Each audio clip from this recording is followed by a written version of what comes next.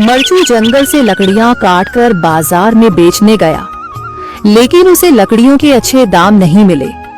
इस पर मरचू ने कहा, अरे भैया, इतने कम पैसे, इन पैसों में तो 2 वक्त का खाना भी नहीं मिलेगा। आप मुझे बहुत ही कम पैसे देते हैं। मैं इतनी मेहनत से लकड़ियां काट कर आता हूँ, लेकिन उनके पैसे मुझे बहुत कम मिलते हैं। भैया, तुम्हारी लकड़ियां होती ही इतनी कमजोर हैं कि मैं इससे ज्यादा पैसे नहीं दे सकता। तुम्हारी लकड़ियों के बस इतने ही पैसे बनते हैं।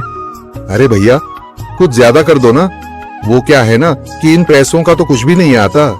मैं अपनी जिंदगी कैसे गुजारूंगा।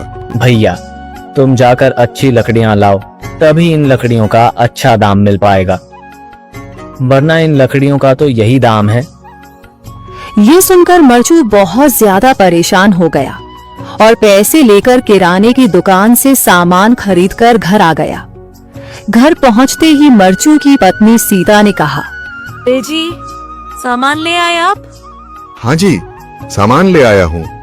सीता के चेहरे पर खुशी छा जाती है, लेकिन जब उसने सामान देखा, जी, इसमें तो बहुत थोड़ा सामान है। हाँ सीता, मुझे पता है कि यह सामान बहुत थोड़ा है, लेकिन मैं क्या करूं?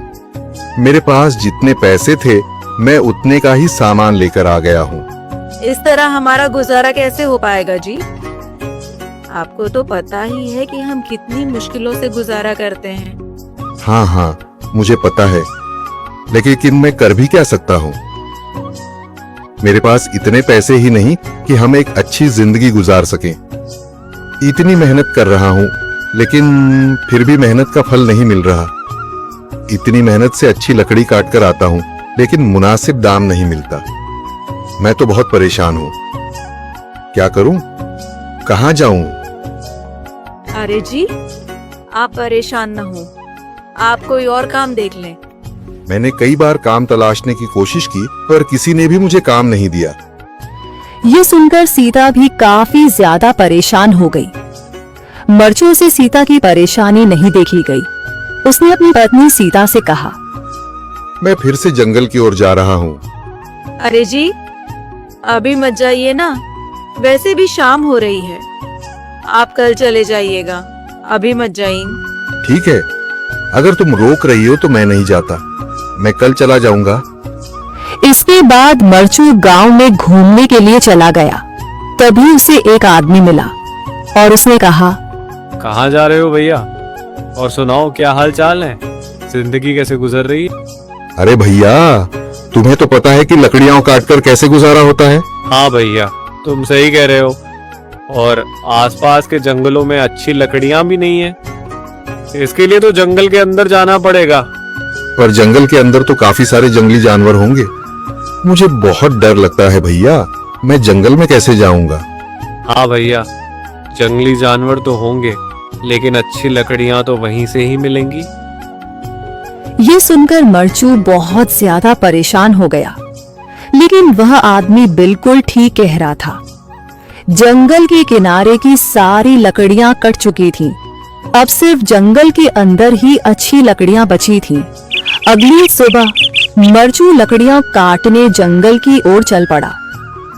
जंगल में आने के बाद मरचू ने कहा, अरे, यहाँ पर तो लकड़ियां ही नहीं हैं।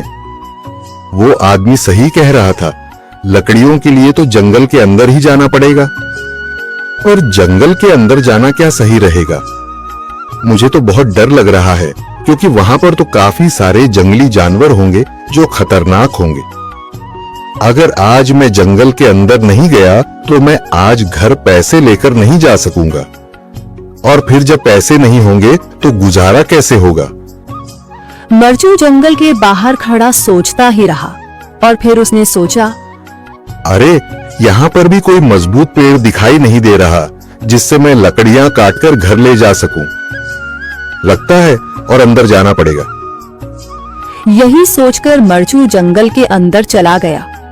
अंदर जाने के बाद उसने इधर उधर पेड़ देखे, पर उसे कोई भी अच्छा पेड़ दिखाई नहीं दिया। यह सोचकर मरचू जंगल के और अंदर चला आया।